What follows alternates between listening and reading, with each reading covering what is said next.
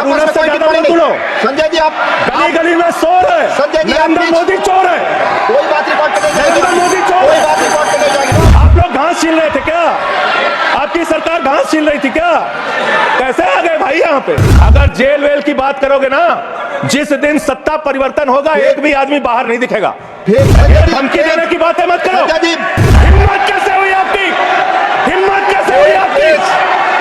अडानी की दलाली करने वाली सरकार हमसे सवाल कर रही है। संजय जी जो विषय बोलेंगे ये भ्रष्टाचार पे बोलेंगे। नरेंद्र मोदी का दोस्त अडानी बांग्लादेश को बिजली सप्लाई करता है। आप इसे बिजली सप्लाई करता है। भ्रष्टाचार के खिलाफ जब बोलते हैं भाजपा के लोग, तो लगता है ओसामा बिन लादेन अहिंसा पे उपदेश दे रहा है। पिछले 10 साल से हिंदुस्तान में किसकी सरकार है सर? क्या यहाँ पे ट्रंप की सरकार है? क्या ओबामा की सरकार है? यहाँ पे यहाँ 10 साल से किसकी सरकार है? 10 साल से यहाँ पे महामानव की सरकार है। गाय काटने वाली कंपनी से चंदा लेने वाले लोग मेरे ऊपर सवाल उठा रहे हैं। दिल्ली में जो चुनाव करा रहे हैं मान्यवर, ये घपले से जीतना चाहते हैं, ये चुनाव घोटाले से जीतना चाहते हैं। दिल्ली में ये चाल चलेगी नहीं, याद रखना। तुम्हारा गठबंधन ईडी से है तुम्हारा गठबंधन, सीबीआई से है तुम्हारा गठबंधन। चीखने चिल्लाने से कुछ नहीं होने वाला। तुम्हारी तानाशाही के आगे झुकेंगे नहीं कभी। जेल 3 घंटे ईडी सीबीआई दे दो, सबको भेज दूंगा। डीजी के राज में क्या स्थिति है? 5%, देश के 5% लोगों के पास देश की 60% संपत्ति है, और देश के 50% लोगों के पास मात्र 3% संपत्ति है। और पिछले 2012 से लेकर अगर 21 तक का आप रिकॉर्ड इनका देखेंगे तो 40% संपत्ति 1% लोगों के पास गई है। यह है इनकी समाजवाद की विचारधारा, यह है इनकी बराबरी की सोच। ये किस तरीके से ये भारत के अंदर गैर बराबरी को जन्म दे रहे हैं। समाजवादी आंदोलन में नारा लगता था, समाजवादी आंदोलन में नारा लगता था, जब तक दुखी इंसान रहेगा धरती पर तूफान रहेगा। नारा लगता था, रोटी कपड़ा और मकान मांग रहा है हिंदुस्तान। नारा लगता था, धन और धरती बट के रहेगी, भूखी जनता चुप न रहेगी। लेकिन आज भारत को इस हालत में इन्होंने पहुंचा दिया है मान्यवर, जहां पर 3% संपत्ति 50% लोगों के पास है और 5% लोगों के पास देश की 60% संपत्ति है। मैं दिल्ली की बात करूं, अगर एक राज्य सरकार दिल्ली के लोगों ने भी चुना, जिसको आप चलने नहीं देते, बार बार उसके ऊपर रोक लगाते हैं, लेकिन उस राज्य सरकार के काम क्या हैं वो आपको जानना बहुत जरूरी है। एक ऐसी सरकार जिसने, अब देखिए टोका टोकी करेंगे। बोलिए ना, आप बोलिए, आप क्यों उधर बात अभी ये लोग जब बोल रहे थे मैं चुपचाप सुना। हाँ बोलिए। अगर जेल वेल की बात करोगे ना, जिस दिन सत्ता परिवर्तन होगा एक भी आदमी बाहर नहीं दिखेगा। ऐसी बातें मत करो, आपस में बात नहीं। संजय ये धमकी देने की बातें मत करो। संजय जी आपस में कोई बात नहीं। संजय जी प्लीज नहीं कोई नहीं, आपको आपस में कंट्रोल कीजिए सर। सभी लोग आपस में बात प्लीज। आप बैठे रहे प्लीज। ऐसे धमकी देकर काम मत करो। आप विषय पे बोले, विषय बोले। अडानी की दलाली करने वाली सरकार हमसे सवाल कर रही है। विषय पर संजय जी जो विषय बोलेंगे विषय पर बोलेंगे, विषय पर बोलिए प्लीज, विषय पर बोलिए प्लीज। अडानी की दलाली करने वाले लोग हमसे सवाल करेंगे। मानिए मुझे लगता है कि संजय जी अपना आपा खो गए हैं और उन्होंने अपनी शब्दावली को ध्यान में रखना चाहिए, और ये जो उन्होंने शब्द वाक्य इस्तेमाल किया ये एक्सपंज होना चाहिए। प्लीज आप बोलिए, प्लीज सर बोलिए। हम सबसे आग्रह कर रहे हैं अपने विषय पर बोलिए। किस राज्य से मैं चुना गया हूँ, आपसे भी कर रहे हैं, उस राज्य में क्या काम हो रहा है, क्या ये देश इनको दर्द क्यों हो रहा है? प्लीज विषय संविधान पर चर्चा, तकलीफ क्यों हो रही है? संविधान पे चर्चा, हर सदस्य से इनको तकलीफ क्यों हो रही है? हर सदस्य से हम अपेक्षा करते हैं संविधान पर बोले। तो दिल्ली में प्लीज जेल 3 घंटे ईडी सीबीआई दे दो, सबको भेज दूंगा। संजय जी आप बोलते हैं, प्रवोक करते हैं, आप इसे पर बोलिए। ये सब चीजें नहीं जाएंगी, ये सब चीजें नहीं जाएंगी रिकॉर्ड पे प्लीज। वो बोल रहे हैं जेल क्यों आपस में बात न करें, आप बोले संविधान पर, आप प्रोग्राम आपस में बात न करें प्लीज। आप इस तरह टिप्पणी नहीं कर सकते माननीय सदस्यों पर, वो चीजें रिकॉर्ड में नहीं जाएंगी। इस तरह की टिप्पणी सदस्यों पर एक दूसरे पर करना प्लीज। आप विषय पर बोले सर। सर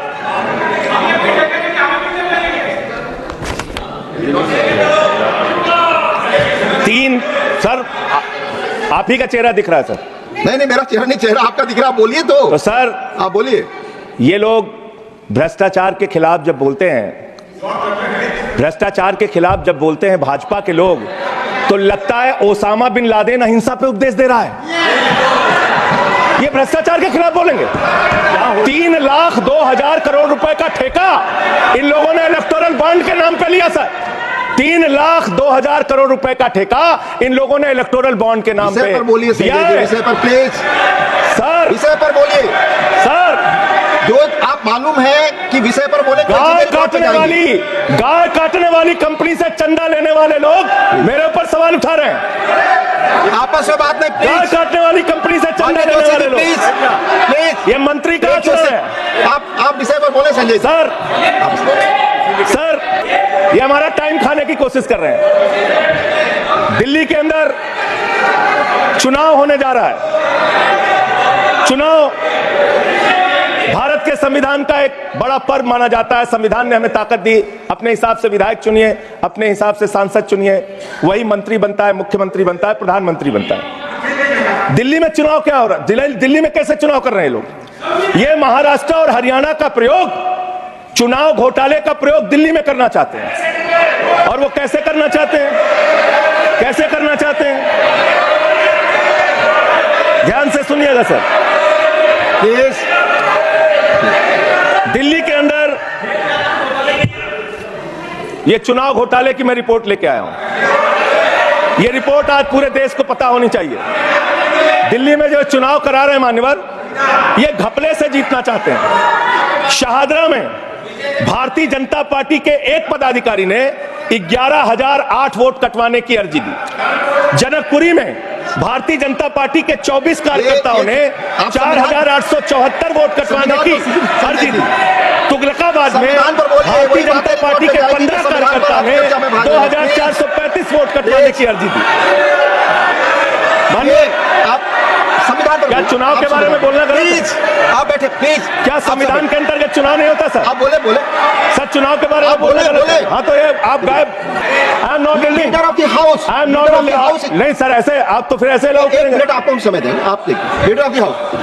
नहीं, मैं एक ही बात स्पष्ट करना चाहता हूं कि जिस संविधान ने ये ताकत दी है कि वो वोटर्स लिस्ट के बारे में जो चर्चा कर रहे हैं कि उसको कटवाने का, वो प्रोविजन भी संविधान के अंतर्गत ही है।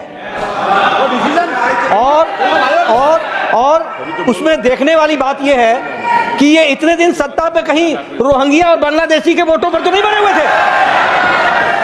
मानिए संजय जी, इतनी शानदार बात आज की है लीडर ऑफ द हाउस ने सर, मैं इनका नमन करता हूं। इतनी बढ़िया बात इन्होंने कह दी कि मैं इसका जवाब जरूर दूंगा। सर, इन्होंने कहा कहीं ऐसा तो नहीं जिनके नाम काटे जा रहे हैं वो रोहिंग्या हैं। हमारे उत्तर प्रदेश के भाई, हमारे पूर्वांचल के भाई, हमारे यूपी बिहार के भाई जो 40-40 साल से दिल्ली में रह रहे हैं, अपने श्रम अपने खून पसीने से दिल्ली को बना रहे हैं, आप उनको रोहिंग्या करें। आप उनको रोहिंग्या करें। हिम्मत कैसे हुई आपकी? हिम्मत कैसे हुई आपकी? आप बैठे। आप हमारे पूर्वांचल के भाइयों को रोहिंग्या कहेंगे? हिम्मत कैसे हुई आपकी? हिम्मत नहीं होनी चाहिए आपकी। आगे बोले। पूर्वांचल के लोगों को ये बांग्लादेशी कह रहे हैं। सर, आप ही दिख रहे हैं, मेरी बात को नहीं जा रही। आप ही बोल रहे हैं। सर, आपको मैंने नाम पढ़ के बता दिया। ये लिस्ट यहां रखूंगा और मैं चाहता हूं ये ऑथेंटिकेट करने के लिए आपने कहा मैं नाम दूंगा। इसकी उच्च स्तरीय जांच कराइए कैसे इन लोगों के नाम कटवाने की अर्जी दी जा रही है। यही महाराष्ट्र में घोटाला किया इन लोगों ने, यही हरियाणा के अंदर घोटाला किया इन लोगों ने। ये चुनाव घोटाले से जीतना चाहते हैं। दिल्ली में ये चाल चलेगी नहीं, याद रखना। केजरीवाल और आम आदमी पार्टी यहाँ पे बैठी है, यहाँ पे ये चाल नहीं। संविधान पे बोल रहा हूँ। चुनाव ही गड़बड़ कर देंगे, चुनाव ही गड़बड़ करेंगे तो संविधान कहां से बचेगा सर? चुनाव ही निपटाने पे लगे हुए हैं ये लोग। सर, दूसरी बात हुई दलितों के अधिकार की और बांग्लादेशी घुसपैठिया। सर, पिछले 10 साल से हिंदुस्तान में किसकी सरकार है सर? क्या यहाँ पे ट्रंप की सरकार है? क्या ओबामा की सरकार है? यहाँ पे यहाँ 10 साल से किसकी सरकार है? 10 साल से यहाँ पे महामानव की सरकार है। महामानव महामानव की सरकार है 10 साल से। मैं महामानव से पूछना चाहता हूं, नरेंद्र मोदी जी से पूछना चाहता हूं, अमित शाह जी से पूछना चाहता हूं, सीमा की सुरक्षा किसके जिम्मे है?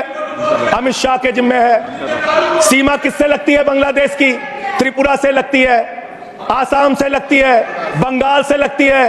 कोई बांग्लादेशी त्रिपुरा से, बंगाल से, आसाम से, झारखंड पार करके, यूपी पार करके, बिहार पार करके दिल्ली कैसे आ गया? आप लोग घास छीन रहे थे क्या? आपकी सरकार घास छीन रही थी क्या?